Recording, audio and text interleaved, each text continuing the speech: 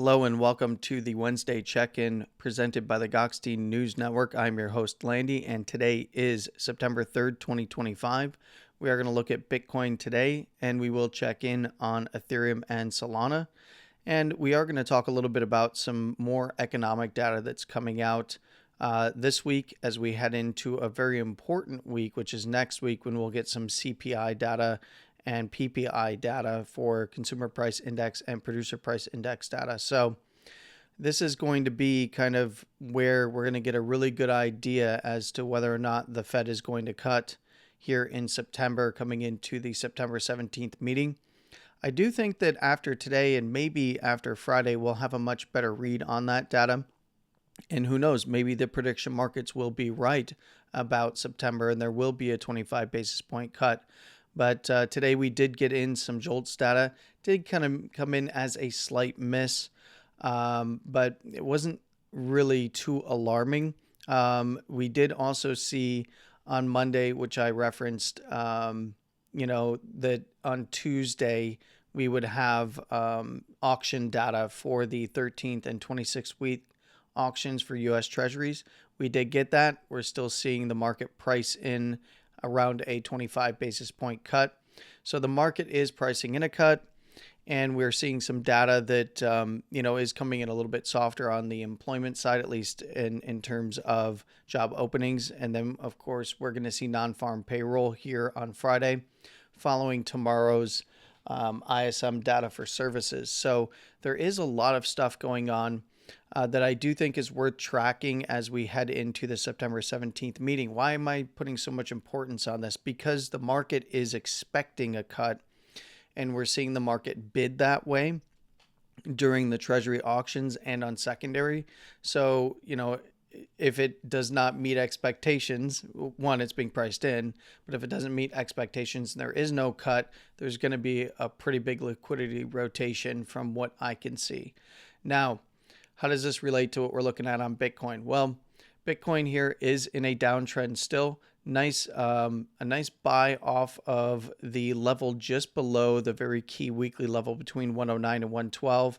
We got a buy off the origination of the move to new highs, and that's right around that 107 to 108 level. In fact, I think it just barely, it did. It essentially tagged the actual lows of that move. Maybe even swept below them. Let me get the right tool here. So if I'm looking at this correctly, I believe, it did sweep right into those lows. And in fact, just slightly below, we had a swing low of that consolidation low side structure right around 107 270, and we did get a sweep of that area around 107 250 even here on spot price. A nice little bounce back to mean reversion up to the basis band here. So this is still a downtrend, and we still need to see the bulls break that downtrend. We have not seen that yet. There's been some nice long scalping up into the mean reversion play here back to the basis, but we need to see the downtrend break on closes above 113.5 here for Bitcoin. That would look much better for the bulls to at least give them the opportunity for a trend reversal structure by trying to come back down and possibly hold this last low in a higher low or equal low fashion. Now, in this case, we could still see that even with a lower high. For instance, this move is still ongoing, but if we did see, where we saw the close open of the high here at 112.5 or 112.6 area get tagged, if we did see this become a high on any closes below yesterday's low at 110.5, then we're still on the lookout for the potential for a higher low or equal low structure as it relates to this last lower low, or even a swing down below towards that lower second and possibly lower to 105 that can close back above this 107 250. Then we can start entertaining this area being the area to break as a downtrend break and trend reversal setup, kind of a look. Now, I still need to see a higher low or equal low after a trend break to see that, to qualify that as a trend reversal setup, but there's a few different ways that we could see this kind of develop from here. But until we actually see a trend break, this is a downtrend. So Not too much to get excited about here for the bulls just yet. Can they build from here? Absolutely, as long as they're holding this last lower low to try and put in a higher lower equal low structure. And we absolutely need to see a trend break, and that's going to come on closes above 113.5 from here as it stands right now. Now, from where we are seeing price come off of in terms of the RSI, just the edge of the bearish control zone right here.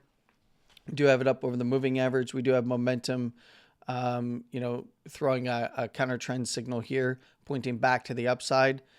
Now, when you're seeing stuff like this, if you are more aggressive, you're already taking, positions off of the key support level, or even if you're doing some confirmation trading, probably off of the actual low being hit and then trying to do some lower term time frame trading into this. But realistically, this is a counter trend signal as it stands right now. The only way this becomes more actionable is on a trend break above 113.5. There is no bullish divergence between any of these points and the most recent lower low as it stands right now. There is historical areas of interest in terms of bullish divergence, but it means nothing in this current downtrend. So we just have to wait and see. And let's go ahead and turn on the local support and resistance areas of interest right now. Bitcoin, as you can see, we just pointed out, bounced off that big daily level, that 107 to 108 area, right up into the top side of the weekly here. We haven't seen a close above the weekly at 112 just yet, but we did get a nice close above the internal daily structure within this weekly and the lower first to come back up and head towards that basis band in a mean reversion fashion. Now, if we did see Bitcoin trading above that basis band and yesterday's high right around 112.5 to 112.6, where this close open lower high is, look right to that 113.5. We need to start seeing closes above there to go test the 114.750 to 115.7. Now, of course, this is a big area of resistance. This was our original range over here that I had drawn out. And once it was dropped, we were looking for that 112. Once it was reclaimed, then of course reclaiming the green zone. After hitting 123, we were looking for that 125. We got 125.5, so fairly close up there. But we need to see this area closed above. That would put Bitcoin above the upper first, headed towards the upper second. Now, still, that would be a big area of resistance, right? And this would, be an area that we need to see recovered. And then, of course, Bitcoin above there, we start looking towards the 120 to 121. And above 121, shorts have very little cover. And we'll have to do some heavy readjustments and would likely lead to Bitcoin starting to head back and testing, 123 to 125 again, possibly more up to that 128 to 130 by the 1414. And, close above there even more, right? Again, on longer term time frames, this isn't, I showed on the weekly on Monday that this is a swing downtrending structure, but it's a complex high on closes. So we're still in higher low structure on a closing basis for the weekly, as long as we see price trading and closing above 101 to that 98,225. That's really the key area to the downside to be aware of if Bitcoin does head back down. Obviously, right below price action here, as we see the expansion come back into a bit of compression here by the lower second, right around the ever important daily here, right around 107. If we were to see Bitcoin closing below there, then we can look to 104 to 105. Short-term area of interest right around 103.5, slightly above there, 103.7. Anywhere below there, it's dangerous for the bulls, not just the daily, but longer-term time frames around 101 and 98,225. Really don't want to see swing structure even break to the downside there. I would be exercising a lot of caution for the bulls on any move back up on longer-term time frames if we did start to see that happen. And of course, that being the last weekly higher low, if it was broken on a close, well, we're looking for very highly likely seeing, bounces back up that wouldn't necessarily result in lower highs, but it would be very concerning for the bulls because that structure could then begin to change Wouldn't do much for the monthly, obviously, but it would be very important for the weekly in terms of trending structure. So right now, it's not overly bearish. And of course, on the daily, it's not bullish, but it's not overly bearish on longer term timeframes just yet. Bulls still have plenty of juice here. We'll see if they can recover and then, of course, hold the low side structure. And I would really want to see them if we do get a sweep back down, especially below 107. That 104, 105 area is where I would ideally like to see the bulls hold up. And I would like to see them give themselves some room above this weekly at 112 and really start to go back up and test towards that upper first, which is right there at that 115.7, 115 area, right around that 114.750 to 115.7 area. So I would want to see a little bit more room for the bulls and a downtrend break, and then start to see where things land from there on any after any highs put in, in terms of higher, lower, equal, low structure. But as it stands right now, just be patient. Be patient. All right, let's go ahead and take a look at Ethereum. Ethereum's been in a pretty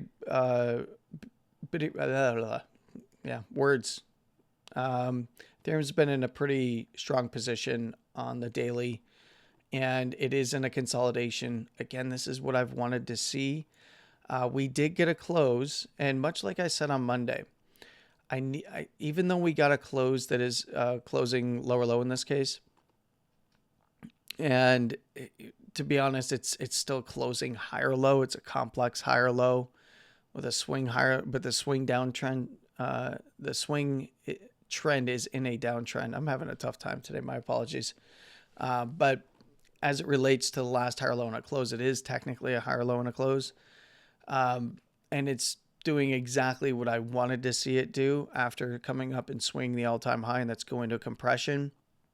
It's pretty clear that back above 4630 here, we're looking back to the prior all-time high by the upper second standard deviation, right around 4800 to 4870. Above there, especially on closes, I'd be looking for the all-time high to get ran somewhere around the $49.55 to $5,000 area. You could see just above, I'd be looking towards that $5,000 area where the upper third is, and only if I see closes above there on a close over close basis would I be looking for 5,500, 6,500 as the next big area of interest. And of course, so above 5,000, I'd be looking for 5,500. You could take 6K to 6,500 by this 1.168 or 16.8% above the prior cycle high there at 6,500. That's another key area. And then we can start refining targets above there. Now that's on the bullish side, and it is in a more bullish position, even though it did lose the basis band here. It's a slight deviation, in fact, to the lower first, or one standard deviation away to the downside there. But if we start to see this last low dropped and price getting below the lower first on the daily at around 4263 or 4,263, I'd be looking for this low to get tested at 4,200 and lower down to that lower second standard deviation around 4,100 or so. Anywhere below there, we're looking for expansion down into 3930 to 4K by this 8 at 8. And if that were to break, that's when we'd see a move on expansion back to this daily, likely targeting even down back to the daily being 3750 to around 3600. Anywhere below there, you're going to hear a lot of 3500 because that's one of the key areas that you want to see hold up. But realistically, if it's on expansion through supports, then we'd have to start looking around that 33 to 3400 by the 786 down here again, where we did see a nice clean close open right off of it. And for right now, it's just consolidation. Momentum could turn.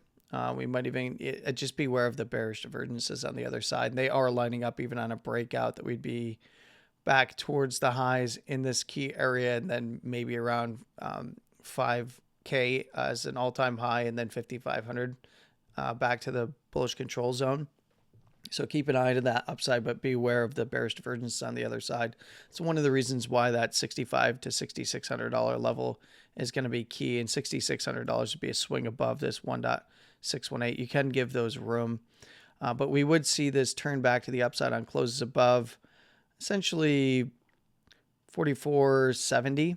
So 4,470, 4,500 area would turn momentum back to the upside. And we would need to see, even though this did close the low, I needed to see closes above around 4,500.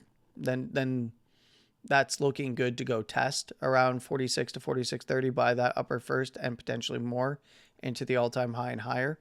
And that's really what the bulls need to see for momentum purposes and to go back into that bullish control zone for RSI and start to get expansion back to the highs, or at least test back to the highs within a range, and then try to get expansion out the top side. Otherwise, consolidation is the name of the game between 4,400 and essentially 39.30 is safe.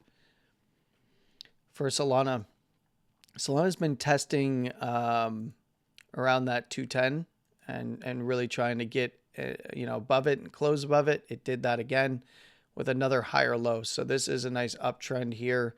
Again, last low at 194.20 here, if it's dropped, and even if you start seeing it trade back towards the basis around 198, very highly likely that it's going to put in at minimum a swing lower low. But that's that would be get targets back to 190, possibly slightly under there to hit 185 to 187, right around this prior higher low. And then anywhere below there, 180 to around 175 by the lower second. But if we do see continued closes above around 210, we can start looking back to the 218 high. Realistically, it's like 214 to 218, with that upper second coming in right around 220 to 221.